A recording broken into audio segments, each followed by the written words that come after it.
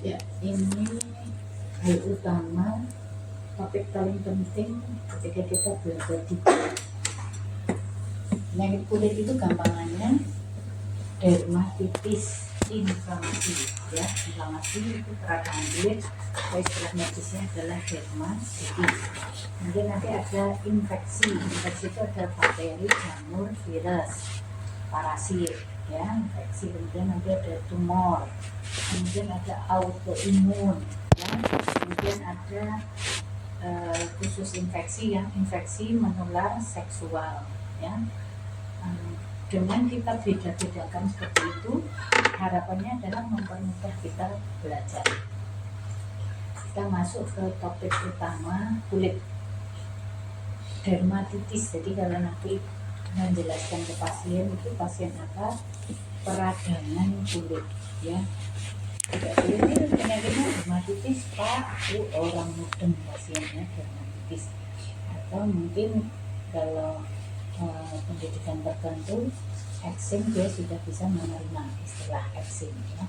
Nah, dermatitis ini bisa, dia itu hanya merupakan gejala atau tanda dermatitis atopik, maka tandanya nanti sebagai itis ini inflamasi, nanti ada tanda-tanda inflamasi, sehingga nama dermatitis misalnya atopik, dermatitisnya ini merupakan gejala atau tanda. Tapi dia bisa juga sebagai golongan dermatitis atopik, berarti dia golongan penyakit dermatitis, ya. Atau dia sebagai nama penyakit itu sendiri, dermatitis atopik, ya. Jadi nama dermatitis ini bisa berarti macam-macam.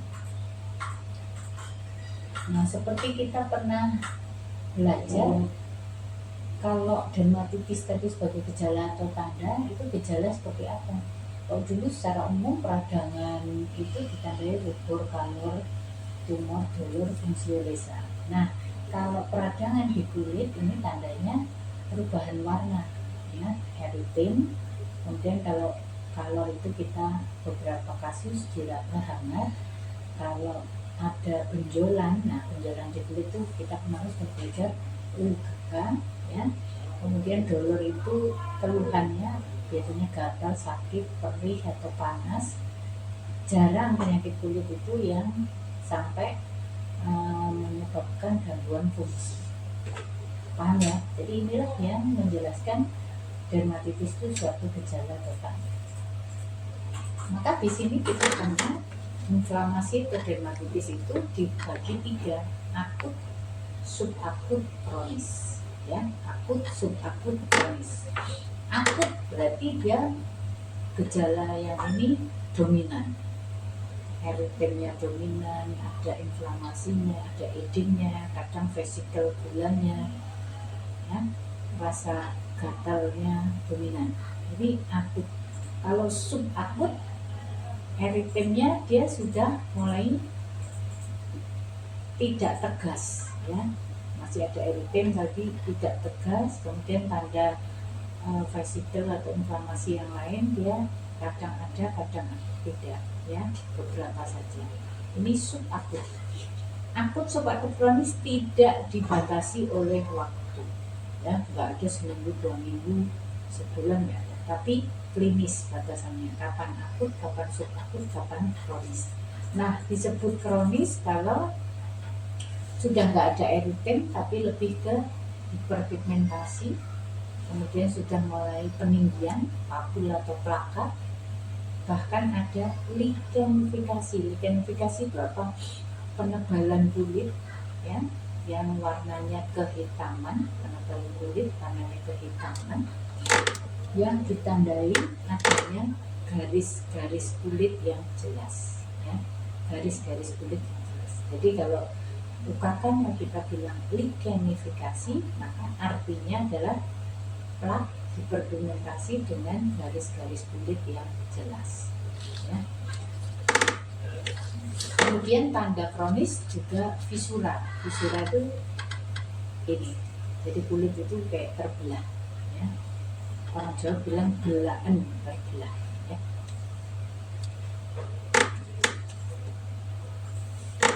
Sekarang kita belajar pendekatan macam-macam golongan ini berdasarkan kausa.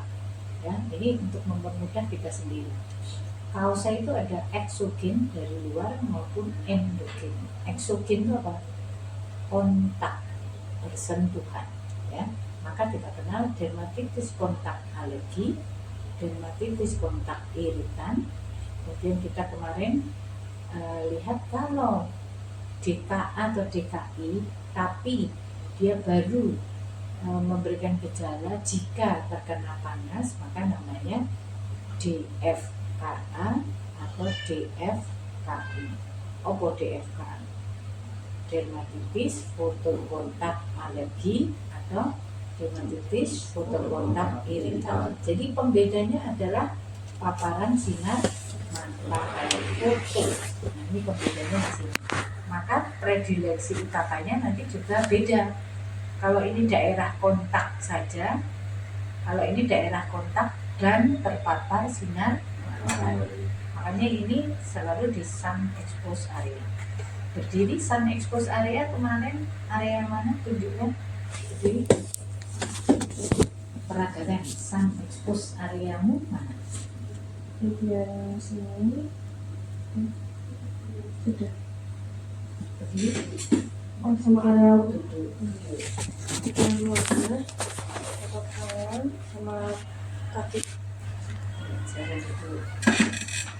Wajah, area leher, area pinggir, kemudian bagian flexor, extensor, kemudian bagian vertebra. Nah, mana? Berdiri. Bagian wajah, kemudian bagian tangan dan bagian kaki. Bagian wajah, bagian jelek, wajah jelek, bagian tangan dan bagian Berdiri. bagian wajah, pingat, leher depan belakang, kemudian ekstensor sama kaki. Itu sun exposed area. Jadi kalau nanti kamu kecurigaan foto kontak dermatitis, maka cari UKK itu di daerah predileksi. Kemarin hal yang perlu diperhatikan untuk membedakan bahwa dia di sun exposed area, terutama extensor, apa yang kamu bisa lakukan untuk melihat bahwa itu, oh saya mau pastikan nih memang ini sun exposed area, apa? Kalau sudah kalau menggunakan tangan ini tuh diminta untuk tarik, nanti ada batas tegas atau tidak boleh. Jadi cari batas antara yang tertutup baju dengan tidak, ya. Disitulah nanti akan terpapar jelas area perbatasan foto kontak dermatitis, ya. Jadi ini eksogen, jadi ada faktor luarnya. Maka nanti di anamnesis kamu harus telusur kerjaannya apa, hobinya apa. Hobi, kadang kerjanya kantoran tapi di rumah punya hobi beternak, kemudian suka tanaman, berhubungan dengan bahan kimia dan sebagainya. Eksogen, jelas di sini ya. Nah sekarang endogen, faktor dari dalam tubuh kita, sehingga penyakit yang endogen ini biasanya ditandai adanya kondisi simetris dari dalam tubuh kita karena paparannya adalah endogen. Nah, endogen itu kita kenal nanti dermatitis atopik, ya, dermatitis numularis, dermatitis seboroid, dermatitis fasis, lichen simplex kronis, kalau dulu disebut neurodermatitis dan dishidrosis. Ini semua nanti sekilas ini membingungkan. Nanti ada clue-cluenya, ya. Oh ini namanya dermatitis numularis, dari namanya maupun clue-nya nanti kita mudah untuk membedakan, ya. Ini endogen, eksogen.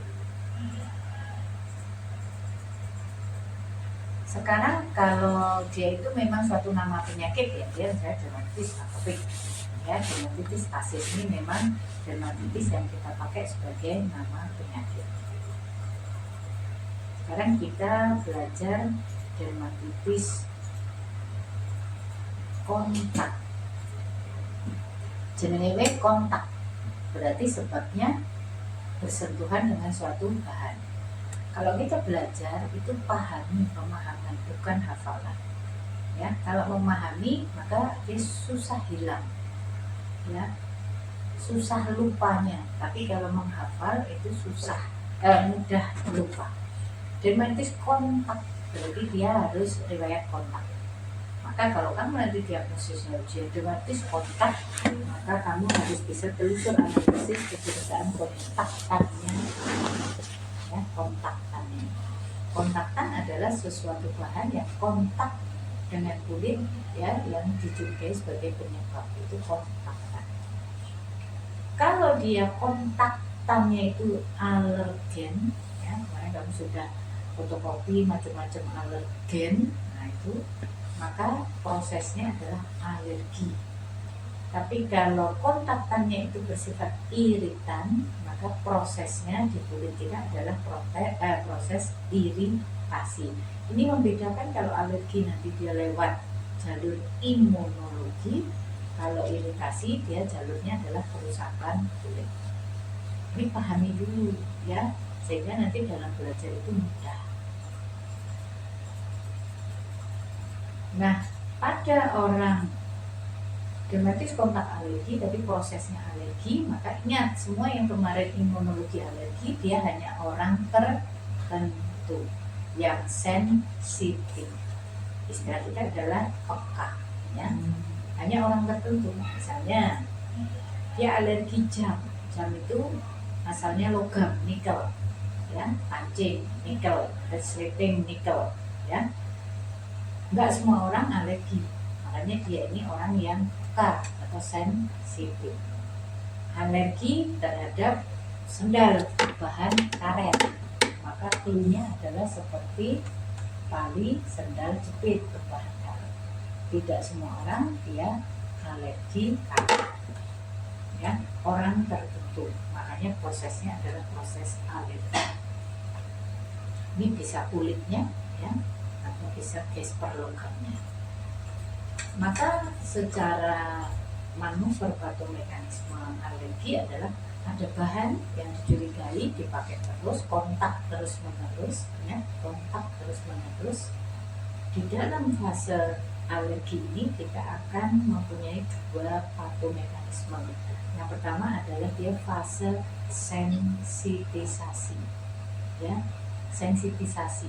Sensitisasi itu adalah pengenalan. Misalnya so panggilannya bukan ini loh, panggilan dunia Rizky Sinta, Rizky, Rehan. Rehan.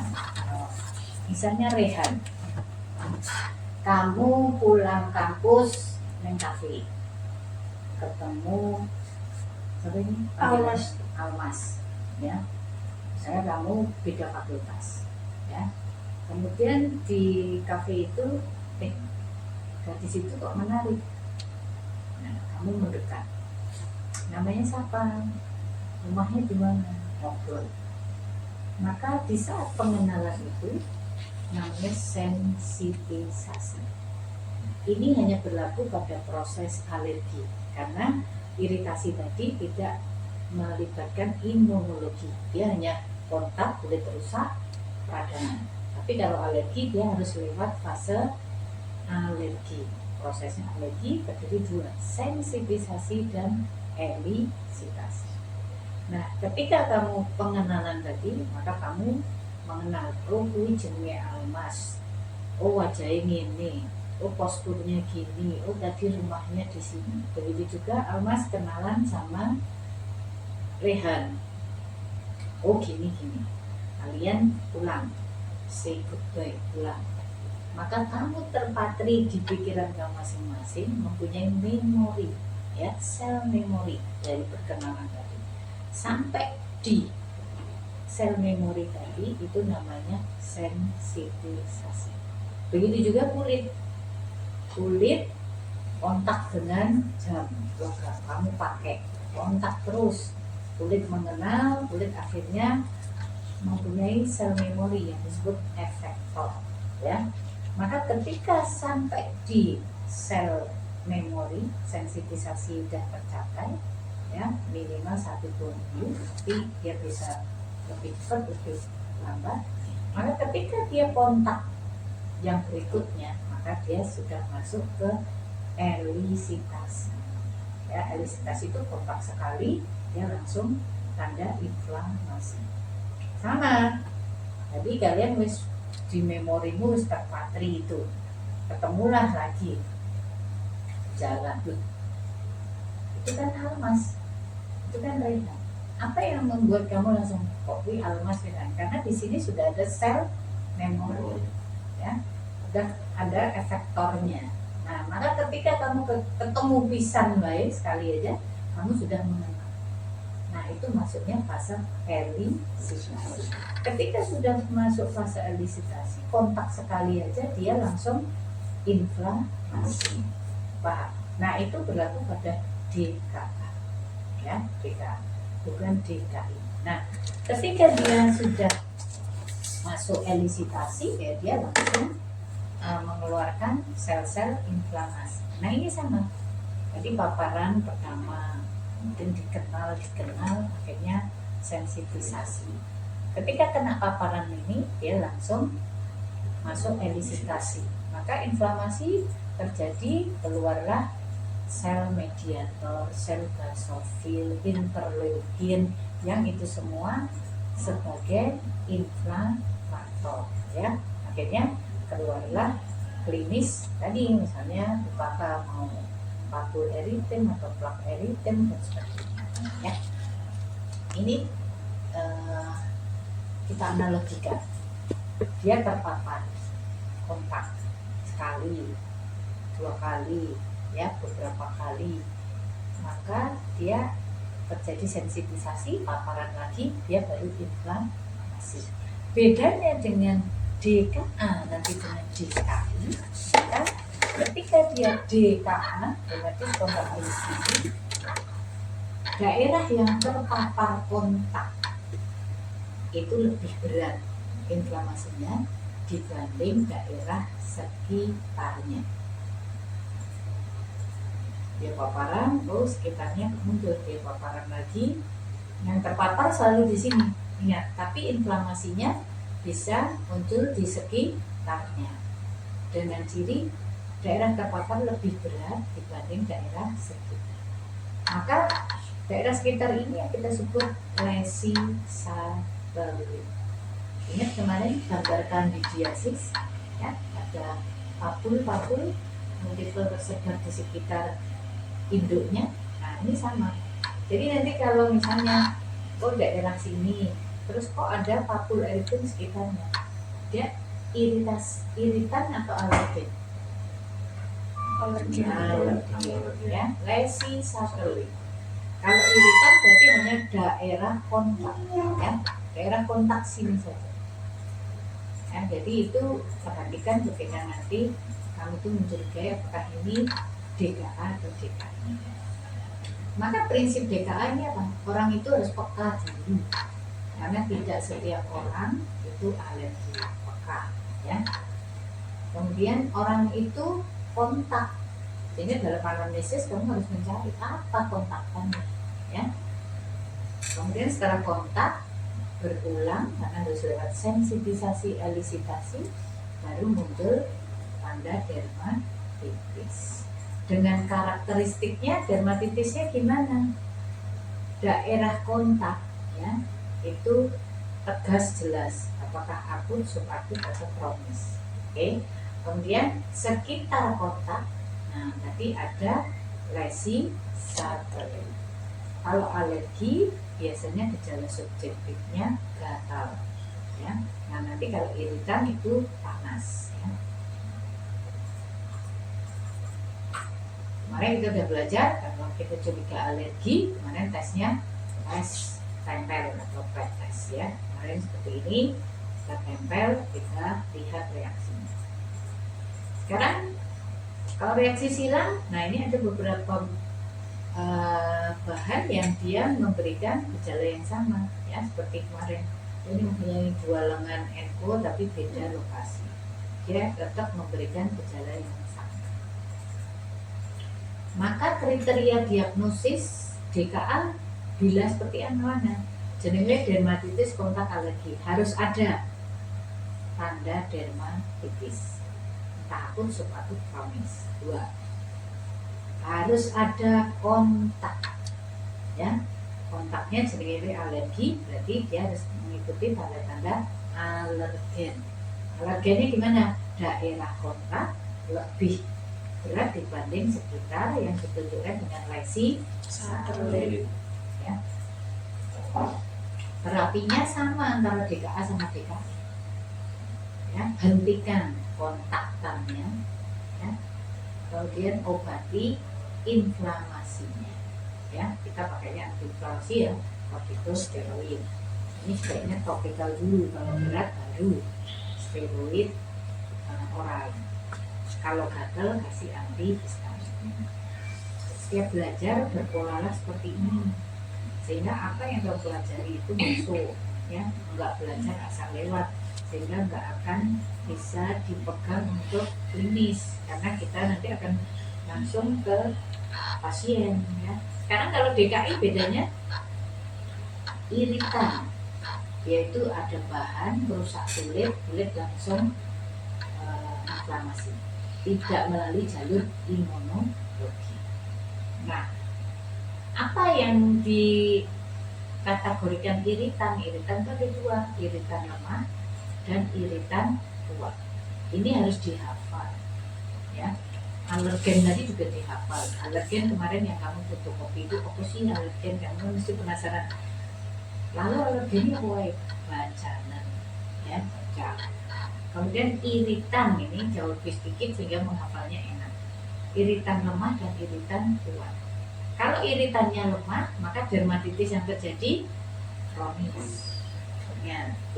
Tapi kalau iritannya kuat, dermatitis yang terjadi akut. Contohnya apa? Bahan kimia. Bahan kimia ini bahan kimia lemah jika alkohol 70%. Tapi kalau alkohol itu 100% atau 90% dia termasuk iritan kuat. Kok bisa, Dok? Semua beriman ini celupin di alkohol 70%. Lalu tarik, amatin berbantu. Ada yang sekali celup kok kering ya, lepas keriput. Ada yang aku nggak apa-apa, besok celup lagi semuanya, amatin. Oh ini aku mulai kering, aku nggak tahan, oke besok lagi, sampai misalnya seminggu setiap hari tak suruh celup. Maka ada satu dari kalian yang baru hari ke-7, oh ini kering melupas. Artinya apa? Artinya iritan lemah ini pada orang tertentu itu dia bisa langsung bereaksi, tapi bisa dia kumulatif. Kumulatif apa? Menumpuk, menimbun, berulang-ulang. Jadi nggak apa-apa lama-lama. Nah itu namanya kumulatif. Sama misalnya nanti pasien kesini DKI kronis, ya, artinya iritan lemah kronis. Kerjaannya apa? Tukang laundry. Terus kamu ini sebabnya kemungkinan iritan lemah itu salah satunya deterjen. Selain tadi bahan kimia, konsentrasi lemah, ya, deterjen itu masuk iritan. Ibu ini kemungkinan deterjen penyebabnya. Ini namanya radang kulit iritan ya Bu. Loh, tapi anak saya nyuci sendiri ya nggak apa-apa itu. Suami saya nyuci kena deterjen juga nggak apa-apa. Nah, saya tadi yang belajar iritan itu terjadi semua orang. Kalau alergi orang tertentu. Maka penjelasannya ke Ibu tadi, iya Bu, kerentanan kulit itu berbeda-beda. Ada yang sekali langsung, ada yang berulang-ulang. Nah kalau yang berulang-ulang itu ibunya ini tukang laundry, ya, kumulatif dia. Tapi bapaknya anaknya dia belum menunjukkan reaksi karena nyucinya mungkin seminggu bisa, ya 3 hari sekali. Jadi dia belum cukup merusak kulit, paham? Belum cukup merusak kulit. Tapi beda dengan kalau dia iritan kuat, celup no semua, jari 5 ini sekali saja pada alkohol 90%. Mencelup 2, kicap-kicap, melepuh, merah, meradang, semuanya dengan tingkat klinis yang variasi. Ya, sampai ada berdarah sampai. Artinya apa? Bahwa semua iritan kuat, semua orang pasti kena. Paham? Ya, kalau tadi ini semua orang kena, tapi frekuensi kumulatifnya yang membedakan. Kalau ini karena konsentrasi kimiawinya kuat, sekalipun dia langsung kena. Maka inflamasinya akut. Ya. Maka iritan itu terjadi setiap orang. Ya. Nah, ini hafalkan bahwa perbedaan tadi alergen sama iritan itu gimana? Kalau iritan itu nempel kulit langsung rusak kulitnya. Tanda rusak, keratinasnya mengeluarkan mediator zat gatal, maka langsung terjadi radang kulit tanpa ada proses sensitisasi maupun elusitasi karena dia bukan proses alergi. Ya. Setiap orang kena tergantung iritannya, kuat atau lemah. Terbatas pada area kontak. Jadi kalau kamu ini DKI, berarti di tangan kamu jadi iritannya apa? Kemungkinan sabun. Berarti dia ya harus ada di tangan saja, tanpa ada di sini. Kalau sampai di sini, berarti alergi. Ya, nah gitu. Jadi belajar itu seperti itu, jangan cuma hafal. Nah, kita harus menghafal iritan kuat itu apa? Asam basa konsentrasi kuat. Ternyata bulu ulat, ya, daun tumbuhan kayak daun-daun yang bergetah gitu. Kemudian toksin serangganya, racun serangga ini masuk iritan kuat. Ya, ini dihafal. Maka sekali kontak dia langsung jadi dermatitis, ya. Dan klinisnya dermatitis akut. Rasanya seringnya panas dan terbatas area kontak. Oke. Kalau dia iritan lemah, contohnya mau asam basa lemah, deterjen itu dia tandanya inflamasinya itu beberapa kali kumulatif karena untuk bisa merusak kulit, ya. Kemudian kumulatif, terakumulasi, terdeposit dulu di kulit baru cukup untuk merusak. Reaksinya kronis karena iritan lemah, ya. Rasanya gatal, ya, terbatas area kontak. Ini nanti yang saya selalu tanyakan, apa dasarmu kalau kamu diagnosisnya DKI atau DKI, ya. Malah kita simpulkan tadi tandanya DKI akut, ya, dermatitisnya akut, kontak sekali saja terkena dan bahannya iritan kuat, terbatas area kontak. Kalau kronis, ya, dermatitisnya kronis butuh beberapa kali kumulatif, ya, kumulatif atau lama, ya, terbatas di area kontak. Obatnya sama, ya. Pengobatan pertama dan hentikan. Maka anamnesis harus ketemu apa penyebabnya, hentikan. Sekarang foto kontak. Bedanya dengan DKI tadi adalah foto paparan sinar matahari. Dia kontak dulu, dia pakai atau dia bersentuhan bahan, tapi area yang sun expose atau persinar matahari, ternyata kulitnya itu baru menyebabkan dermatitis. Ya, pemicunya, pembedanya adalah sun expose area, karena dia baru bisa bereaksi kalau terpapar sinar matahari. Misalnya ini jam, kok daerah yang jam malah aman? Iya, karena terlindungi. Karena dia bukan alergi jam, ini alergi sesuatu, ya. Nampaknya misalnya DFKI, sabun mandi yang terlalu wangi atau terlalu ada komponen antiseptik kuat ya. Sabun kan dipakai seluruh badan, tapi yang kena sinar matahari daerah mana? Sun exposed. Sehingga pada orang tersebut sabun itu menyebabkan iritan, tapi bukan DKI, karena yang muncul di area sun exposed, berarti diagnosisnya DSKI. Itu yang membedakan nanti area kontaknya ya. Jadi paham ya.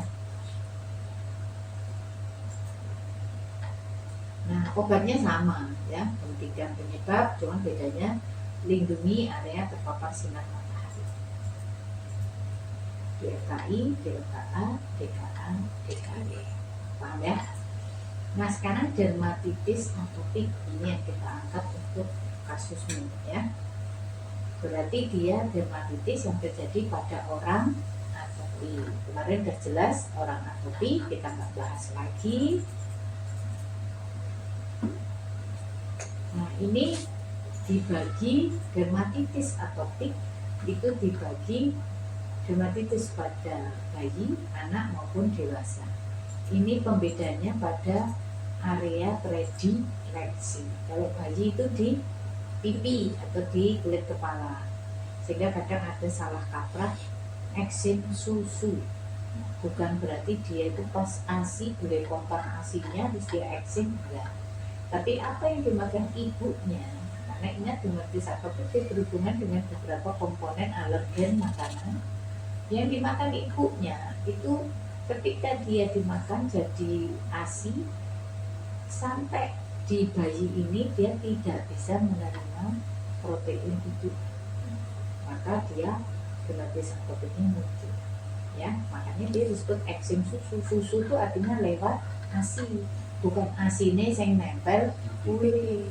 Kenapa pipi? Predileksi. Predileksi dermatitis atopik pada bayi, pipi dan kulit kepala. Kalau kamu kejar lagi kok di situ dok, baca sejarah masing-masing penyakit, kenapa dia bisa punya predileksi tersebut. Karena justru dari kita belajar ada predileksi, kita ini bisa mempelajari penyakit lain. Jangan dibalik ya, jangan dibalik. Nah, kalau pada anak sama dewasa itu lebih fleksural ya. Fleksural itu semua lihat, pegang masing-masing tangannya biar nggak ngantuk, biar kamu hafal. Simetris saya bilang, karena dia endogen sebabnya. Makanya nanti di lipatan diraba, lipatan sikumu tuh mulai kasar, kering, hitam enggak ya. Nah, lipatan dan dia simetris. Kemudian pegang raba belakang lututmu, belakang lutut. Nah, fleksural nanti di situ. Kalau kamu curiga dermatitis atopik ya, lihat di sini, lihat tuh belakang lutut ya. Nanti lihat juga di ketiak, sing lanang bae sing peragakan ketiak. Nah, kadang di leher ya, lipatan. Nah, makin dewasa dia fleksural juga, tapi dia juga di daerah yang mudah digaruk. Ini sekitar mata kaki, kemudian nanti di kemaluan ya. Kalau wanita itu dermatitis atopik vulva, kalau laki-laki dermatitis atopik scrotalis. Makin tua itu ke situ ya. Nah, dermatitis atopik bayi itu 2 bulan sampai 2 tahun ya. Selain dia di daerah pipi dan kepala tadi, dia juga di, ini bedanya, ekstensor kalau bayi ya, ekstensor. Kalau dewasa dan anak-anak tadi fleksural ya. Simetris karena dia sifatnya endogen dari dalam tubuh kita. Umat-umatan ya, umat-umatan dia bisa dicetuskan oleh berbagai protein. Makanya ini kadang penyakit pasien yang tidak dijelaskan, ini penyakit infeksi, ini penyakit dermatitis atopik, selalu apa makanan yang dipantang dok. Kalau penyakit ini nggak ada hubungannya dengan dermatitis atopik, ya dia nggak ada pantangan, ya nggak.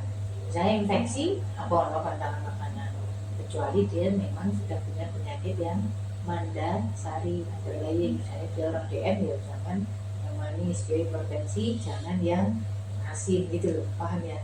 Tapi kalau kamu nanti menemukan dermatitis atopik, nah ini keluarkan ilmumu yang kemarin kamu fotokopi yang Rodia ya. Kemungkinan kebanyakan itu protein yang alergi itu ini Bu. Jadi kalau anaknya memang makan yang saya sebutkan tadi nggak apa-apa ya boleh, tapi kalau pernah makan itu kok setiap makan itu gatal, nah itu yang dikurangi atau dihindari, paham ya. Jadi nanti nggak semua penyakit itu dibom dengan oh itu nggak boleh makan ini, mau kamu bawa kemana penyakit itu. Kalau dia infeksi ya lebih ke nanti garpu, jaga kebersihan Bu, jangan infeksi makanan nggak masalah. Tapi kalau ini ke dermatitis atopik oke. Dan jelaskan di sini. Nah, dia kumat-kumatan ya, kemudian ditandai gatal dan ini punya sifat genetik ya, atopik dari keluarga ya. Oke, nanti kita akan belajar membaca kriteria pada dermatitis atopik itu ada kriteria Hanifin Hanska ya. Ini kalau pada anak-anak yang 4 tahun ya, dia sudah di flag surat simetris ya, karena endogen tadi ya. Kemudian dewasa di fleksural juga simetris, makin dewasa tua tadi dia di kemaluan atau di daerah mata kaki. Obatnya dermatitis sana ya, anti inflamasi kortikosteroid ya, atau anti histamin. Edukasinya tadi penyakitnya itu kenapa dan bagaimana pencegahan. Maka di sini kamu belajarlah makanan-makanan apa yang sebaiknya dihindari.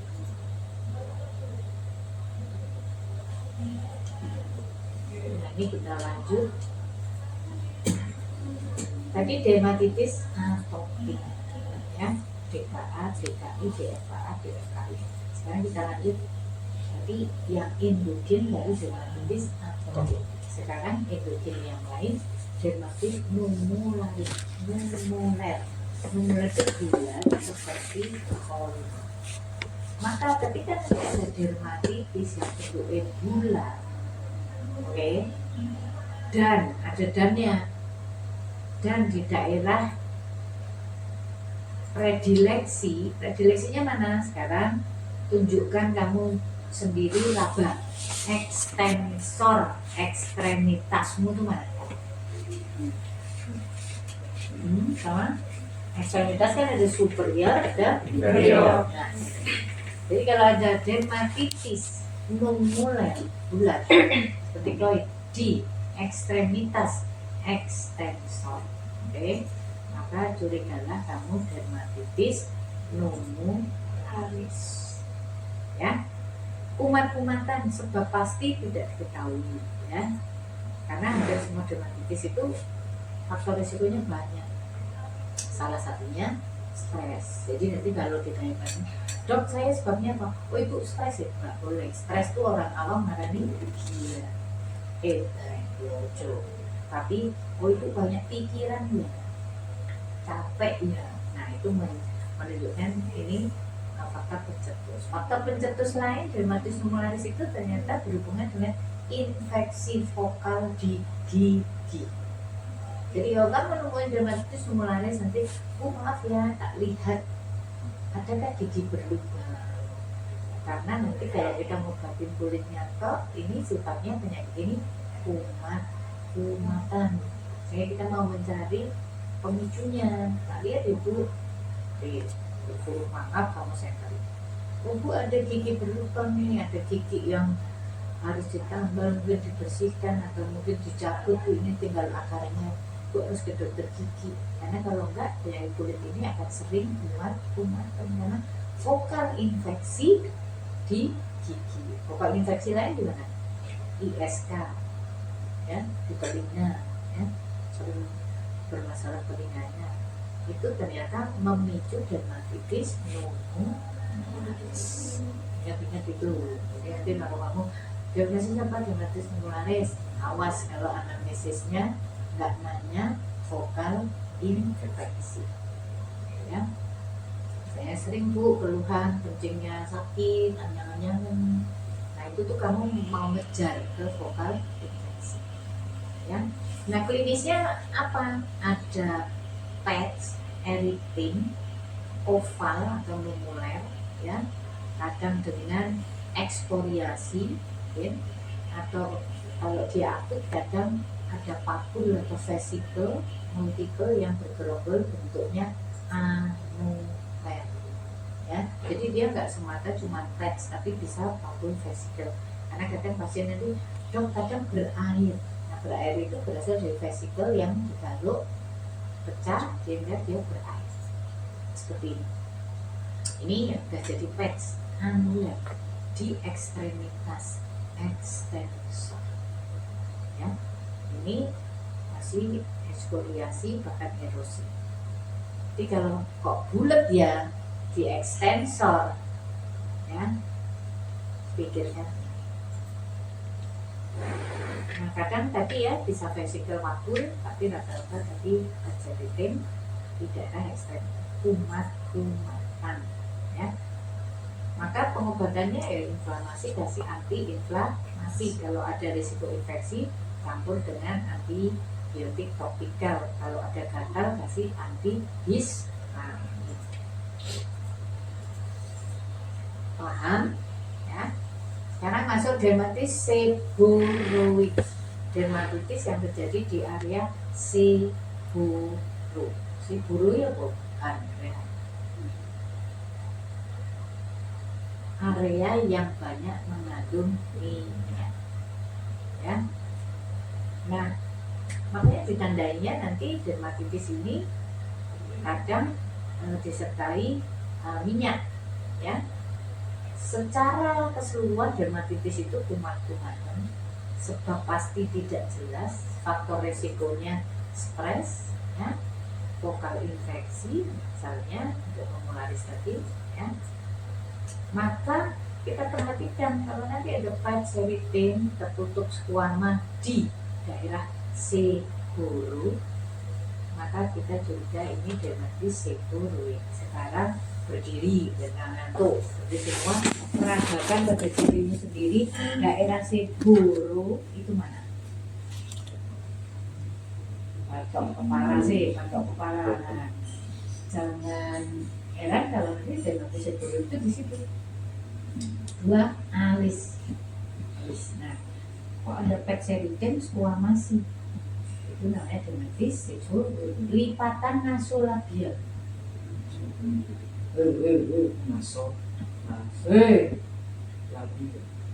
Nasolabial garis new. Nah itu loh garis new, ya, nasolabial. Telinga dan belakang telinga. Telinga dan jangan lupa belakang telinga. Nanti banyak kasus yang belakang telinga patch erythema squamasi. Lipatan manapun, leher, ketiak, ya, lipatan kemaluan, nah itu, ya, silakan itu. Ingat-ingat daerah seboro, ya. Kondisinya stres, ya, kumat-kumatan ketika ada faktor pencetus, ya. Nah ini kalau pada anak di kepala kita kenal namanya cradle cap atau selo karang. Jadi squamasinya sampai numpuk nimbun pada masa bayi. Selo karang cradle cap. Ternyata ini dermatitis seboroid, ya. Kemudian ini daerah alis patch erythema tertutup squamasi lembut tipis, ya, lembut tipis. Inilah yang disebut dermatitis seboroid.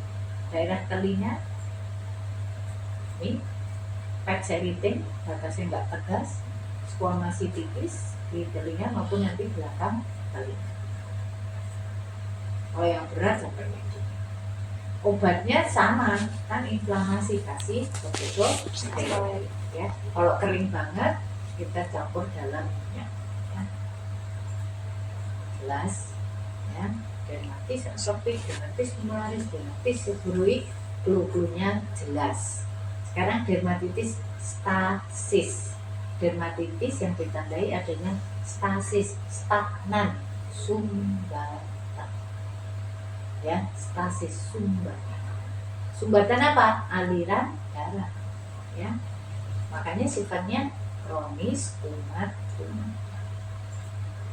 Pada dermatitis yang ditandai bendungan aliran darah ini, maka kita akan melihat ya patogenesis pertama, adanya sumbatan aliran darah sehingga tekanan di vena itu meningkat, ya patogenesisnya itu, maka akan terjadi perpanjangan vena yang besar berkelok-kelok yang kita sebut varises. Nah, jadi pada dermatitis taksis itu UKK yang nampak adalah varises. Kenapa varises tadi? Karena kesumbatan, tekanan vena meningkat, memanjang berkelok. Atau belajar tuh patofisionya dia, klinisnya nemu apa? Itu belajar yang benar. Orang mau ngawur, orang mau ngapal. Kedua, meningkatnya tekanan di vena ini maka menyebabkan hemoglobin ini pecah keluar dari vena. Maka komponen hemosiderin itu akan menimbun di kulit, maka kulit akan berwarna hitam keunguan. Ya, sumbatan vena, sumbatannya makin besar, pecah, hemosiderin nimbun, ya, warnanya hitam keunguan. 3, ketika aliran darah itu terganggu, lambat, nyumbat, maka ada area yang terlambat diberikan vaskularisasi, yang alirannya terlambat, maka di situ akan terjadi atrofi, mengecil. Nah, mengecil tadi ada kesan nanti seperti leher botol. Nek botol kayak kan gini, ya botol. Nah ini mengecil kayak leher. Kalau kaki kita itu kan harusnya gini. Nah pada suatu ketika ada daerah yang ini mengecil, ya. Inilah yang disebut atrofi. Adanya atrofi, suplainya makin lambat, di situ mudah terjadi luka. Maka di sini daerah atrofi ini terjadi ulkus, ya. Nanti ada gambar ulkus. Ketika ini lambat vaskularasinya, maka di daerah distal ini akan mengkompensasi. Dia akan mengkompensasi sebagai distal edem, artinya bengkak, ya. Sampai dekat leher botol ini malah kompensasi, ya. Kita lihat gambarnya, akibat bendungan tadi dia kronis, kelihatan ini ada varises, jadi kalau nanti dermatitis dong, kamu harus lihat mana. Biasanya varises masih di atas, bisa di depan atau di belakang. Kempol mundur. Nah, kempol itu bagian belakang. Nah, nanti di situ varises. Nah, varises ada lagi hemosiderin itu warnanya hitam keunguan. Setelah ini ada atrofi. Nah, karena atrofi kemudian terjadi ulkus. Maka makin lama bagian distal ini akan kompensasi. Ini sudah mulai bengkak, ya. Kalau seperti ini, maka kita katakan dermatitis stasis, ya. Adanya tadi jelas ya, varises, hiperpigmentasi, ada atrofi, leher botol, ulkus, dan edem. Obatnya kronis, ya. Inflamasi atau obatnya anti inflamasi, perawatan khusus, perawatan khusus. Nah ini yang penting nanti edukasinya. Kalau tidur agak ditinggikan, ganjil bantal, biar kita memperbaiki apa? Vaskularisasi. Ya. Kadang perlu bebat elastis ringan.